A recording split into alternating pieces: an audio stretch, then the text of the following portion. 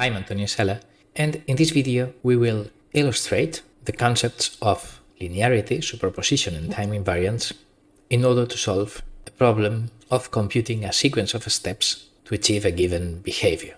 In particular, we wish to compute an input profile in dashed green so that a given system goes from a point here to this another desired value in a desired setting time. We will do this without any model-based approach, only from a step response. However, what we will say here will only apply with accuracy to systems without inertia. First-order systems, we'll discuss it later on. So we'll first compute the step response of an unknown system and gather some data. So we will assume that the system is somehow linear around this operating point of input 2 and output 4, and we will increment the input from 2 to 2.5. So we'll define this function of time, which computes a step input at time equals 0 from 2 to 2.5, as we said. Then we have a top secret code. Simul system simulates the system. The code is at the end, but we will intentionally not see it because our computations will not depend on which are the differential equations of such a system, but only on the assumption of linearity and time invariance. So we'll draw some lines, and this is the experimental data we are assumed to have for our computations.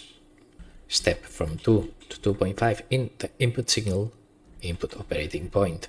In cyan it's 2, and magenta output operating point 4, and then step response incrementing the output to some value. Once we have this experimental data, let's say, we can solve a couple of problems with simple proportionality rules. Let's go with the first one. We will need to use that the final value is for 0.75 in here, and the problem we are going to solve is computing the input step amplitude so that we reach a given final value. So the question is, what input will be needed to raise the output from 4 to 5.25? So I draw in here a red dashed line indicating that we wish to reach that point. So basically I need a larger input increment in order to reach the red line. And of course, if the system is linear, I just need to do a proportionality. So details are sort of secondary school stuff. I mean, with double the input step, I would achieve double increment, so I need to compute it, in a precise way. And how do we compute the new step amplitude we need? Well, linear systems work in incremental units. So the experimental result in incremental units, the final value minus the operating point that it's assumed 0 in any linear computation, means that in my experiment has incremented 0.75 units. Indeed, this is the increment we are talking about. The next thing we are going to compute is the increment per unit input. If I divide the increment of output by the increment of input, then this will be the proportionality constant, 1.5, which is actually called static gain. It's an important proportionality constant for final value computations, indeed. So the gain of the system is 1.5, which means that if the increment of input had been 1, then the increment of output would have been 1.5, from 4 to 5.5. But, well, we don't need such a big increment of output, so we carry out the proportion, and the desired increment of output it's the desired final value minus the operating point in incremental units. So I wish to increment the output 1.25 units.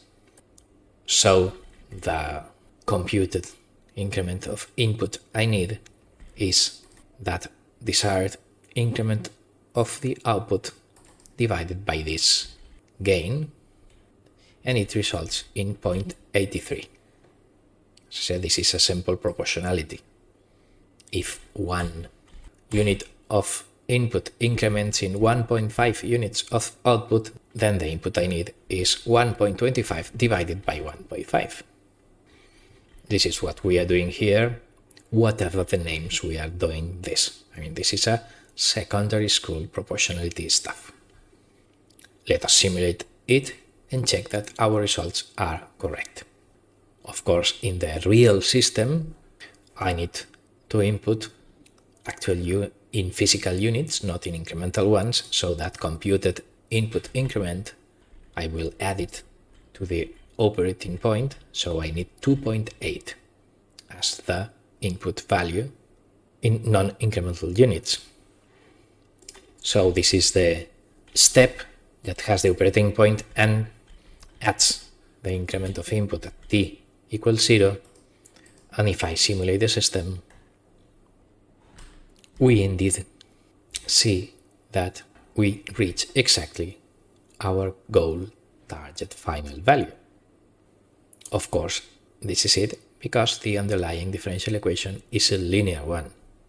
If a real system is nonlinear, then linearization is approximate, and maybe I would have a small offset in here.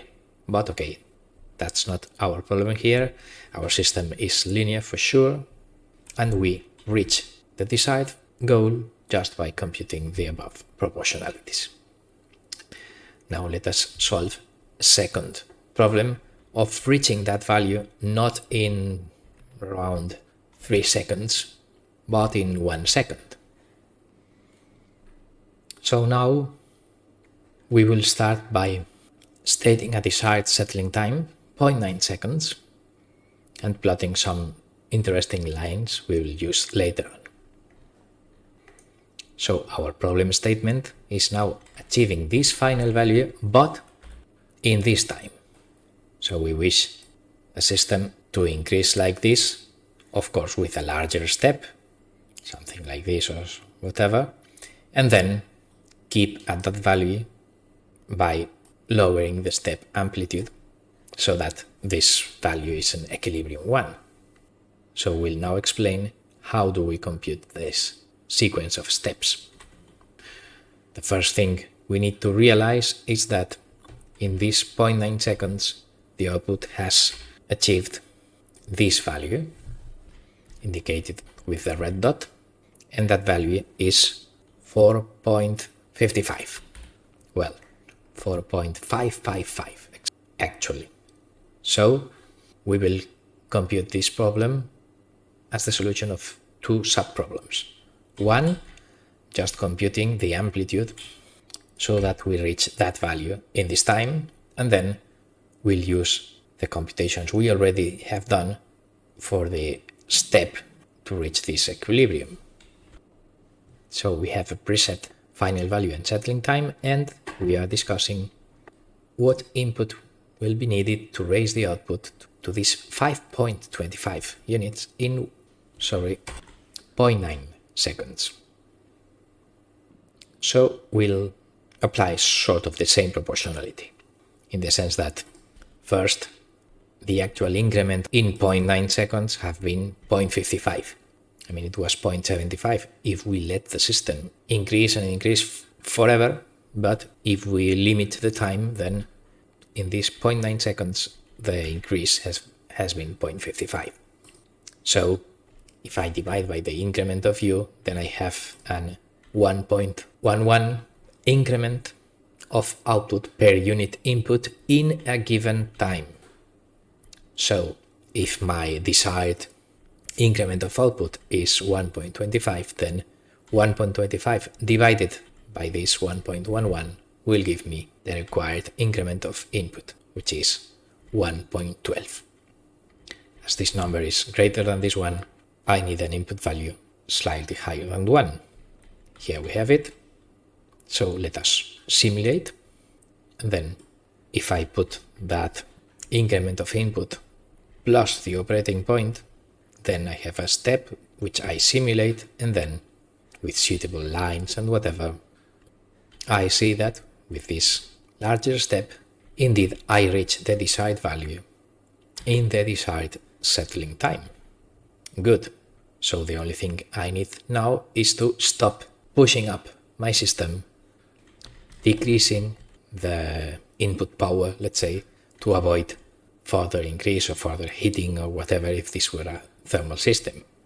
Of course, that step value is what we already computed in the first of our subproblems. Hence, with this long line of code, I put the operating point plus the first increment between t equals 0 and t equal 0.9, the desired settling time, and the equilibrium increment we computed in the first part of this video when time is larger than the 0.9 settling time. So with that code, I simulate that system, and some lines to prettily decorative figure achieve the main goal of this video, which is increasing fast to this value and then keeping that equilibrium constant by reducing the step amplitude. So this is it.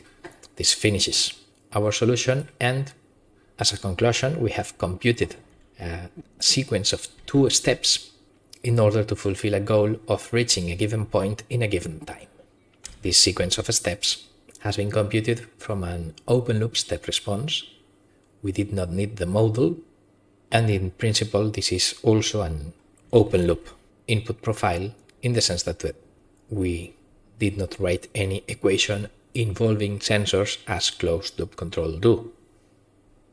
A second observation is that this only works in first-order systems without inertia, so that at the moment I decrease the input, then the velocity also decreases up to 0 in this case. If the system had inertia, if I were pushing a mass, then decreasing the force would not avoid an overshoot because it would have, inertia and would try to continue with the trajectory it was following. In that case, I would need to brake in advance or something like that. We'll see that in a companion video.